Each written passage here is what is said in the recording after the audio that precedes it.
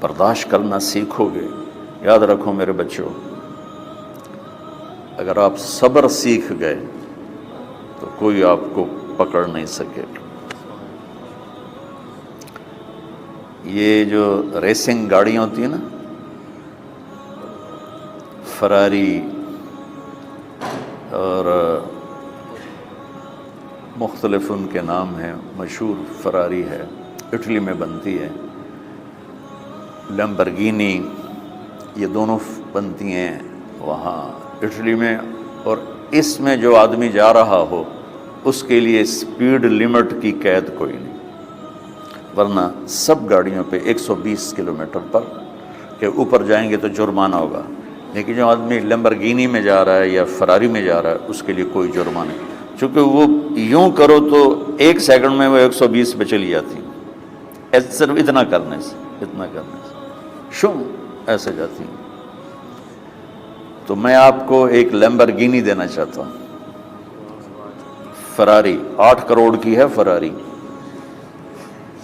8 کروڑ کی گاڑی ہے فراری.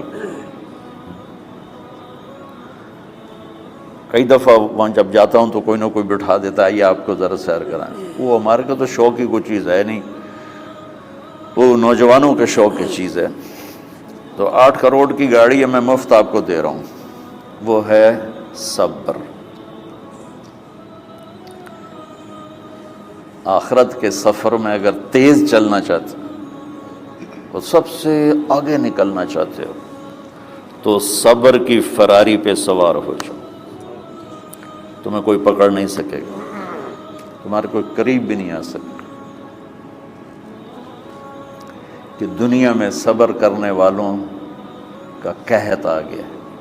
بڑے بڑے علماء ہیں اخلاق سے خالی، بڑے بڑے علماء ہیں صبر جانتے ہی نہیں. اور پورا معاشرہ سر علماء، تم کل کے علماء ہو اس لیے علماء کی بات کر رہا ہوں، ورنہ پورا معاشرہ میرے بچوں صبر سے خالی ہے. تم سیکھو.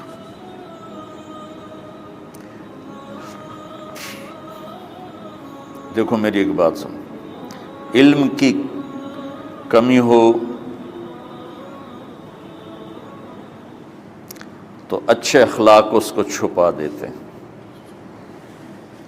اخلاق کی کمی ہو تو بڑے سے بڑا علم بھی اسے چھپا نہیں سکتا. سارے عیب ہوں اور اخلاق اچھے ہوں تو اخلاق وہ چادر ہے جس میں سارے عیب چھپ جائیں گے. اور ساری صفتیں ہوں اور بد اخلاق ہو تو ہر صفت کو بد اخلاقی چھپا دے گی. میرے نبی نے نماز لمبی پڑھی، اللہ نے روک دیا، کہا نہیں چاہیے.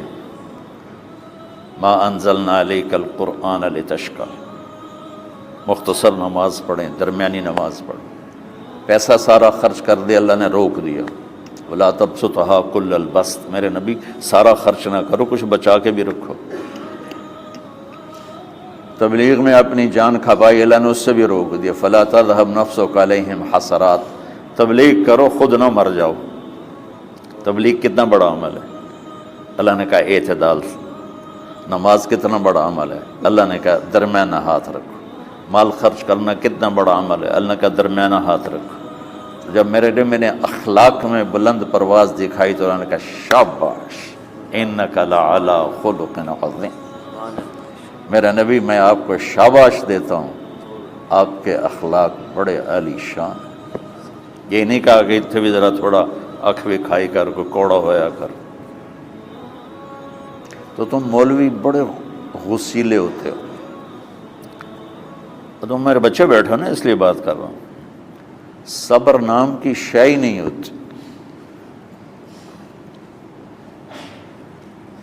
فقہ پڑھنا تو ہماری مت ماری جاتی. قرآن کو بھی فقہ کے انداز میں پڑھتے ہیں، حدیث کو بھی فقہ کے انداز میں پڑھتے ہیں. بخاری سے زیادہ امام بخاری پڑھاتے ہیں.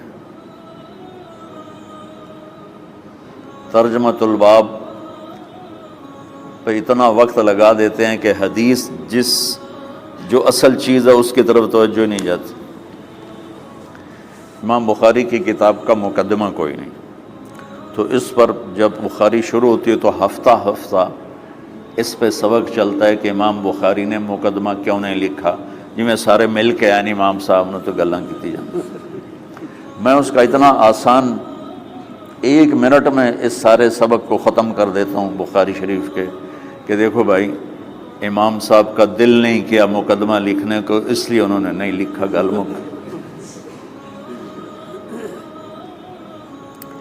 ایک حدیث کے عنوان اور حدیث میں جوڑ نہیں تھا، تو شیخ رمزی بہت بڑے فاضل آدمی ہمارے فیصل آباد، میں نے کہا شیخ یہ جوڑ کوئی نہیں، کہا شیخ ھذا من اصعب ابواب البخاری، یہ بخاری شریف کے مشکل ترین ابواب میں سے ہے۔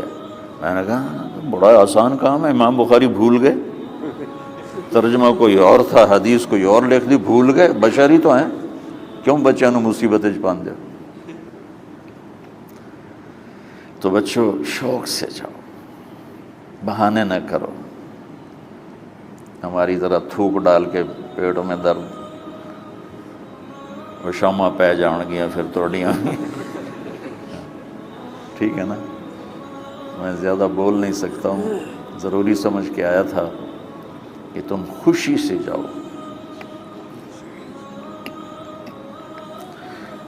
پھر اس میں جو ناگواری آئے گی اسے برداشت کرو گے تو پھر آپ کا صبر بڑھے گا۔ تو میں صرف میری شہرت نظر آتی ہے،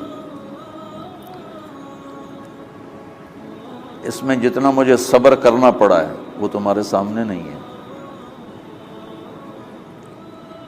جتنی کڑوی گولیاں میں نے کھائی ہیں لوگوں سے وہ تو تمہیں نہیں پتا۔ اب تمہیں اتنا نظر آتا ہے کہ واہ واہ ہو رہی ہے آگے پیچھے لوگ، میرے اللہ کا کرم ہے، میری کیا اوقات، آج ہوں کل مر جاؤں گا، اولاد کو بھی یاد نہیں رہے گا کہ طارق جمیل کون تھا۔ جو ہے اس میرے رب کا کرم ہے، مجھے اپنی شہرت سے کبھی دھوکہ نہیں لگا۔ تو میرے بچوں اس لیے بتا رہا ہوں، کوئی فخر نہیں، کہ مجھے اپنی شہرت سے کوئی دھوکہ نہیں، ایک لمحے کے لیے بھی مجھے دھوکہ نہیں۔ میرے دل کی گہرائیوں یہ بات اتری کہ سب میرے اللہ کا فضل ہے، اور برائی کرنے والا اور اچھائی کرنے والا میری نظر میں برابر ہو گیا ہے۔ برابر ہونے کا مطلب پہلے سمجھو، تو مجھے گالی دو گے مجھے تکلیف ہوگی، تو میری تعریف کرو گے مجھے خوشی ہوگی، اس کو برابری نہیں کہتے، وہ تو ایک طبعی چیز ہے۔ یہ میں نے ہاتھ پہ اپنا ہی ہاتھ مارا تو اس کو درد ہو رہا، تو اگر میں مولوی شوکت صاحب سے بدتمیزی سے بات کروں گا تو ان کو تکلیف ہوگی، اور میں ان کی قربانیاں بیان کروں گا۔ یہ ذرا کھڑے ہونا، ادھر ہاتھ دو، یہ اس سارے نقشے کے بانی ہیں، یہ پہلی اینٹ ہے۔ یہ 3000 روپے اس وقت لے رہے تھے 1985 میں 86 میں کراچی،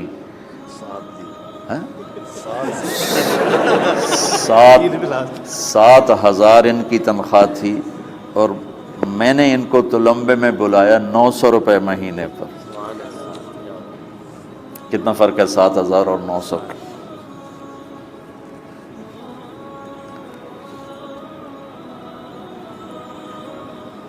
لوگ میری تعریف کرتے ہیں، میں اللہ کا شکر ادا کرتا ہوں، اور اس پہ میں تکبر میں نہیں آتا۔ یہ ہے مدح اور ذم برابر ہو جائے، یعنی تعریف کرنا اور برائی کرنا برابر ہو جانے کا مطلب یہ نہیں ہے کہ برائی سن کے اثر نہیں ہوتا اور تعریف سن کے اثر نہیں ہوتا، نہیں، برابر ہونے کا مطلب بتا رہا ہوں، اس کی توفیق تائید رحمت اپنی اولاد کو بتا رہا ہوں۔ کوئی میری تعریف کرتا ہے میں اللہ کا شکر ادا کرتا ہوں اور اپنے آپ کو بھولتا نہیں ہوں، کوئی میری برائی کرتا ہے تو میرے دل میں اس کے لیے کوئی منفی جذبہ نہیں پیدا ہوتا۔ یہ ہے اچھائی برائی کو برابر کر دینا۔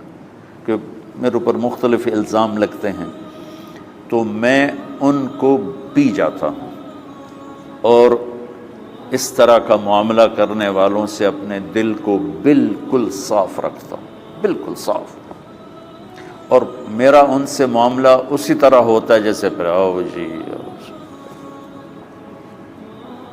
اپنی وجہ سے کبھی کسی سے قطع تعلق نہیں کرتا۔ تو بچوں، صبر بہت بڑی دولت، یہ تمہاری تبلیغی زندگی میں بھی کام آئے گی، علمی زندگی میں بھی کام آئے گا، جب تم گھر والے بنو گے، شادیاں ہوں گی، اس وقت یہ کام آئے گا۔ ٹھیک ہے، اب بہانہ تو نہیں کرو گے نا، خوشی سے جاؤ گے نا؟ چلو، السلام علیکم۔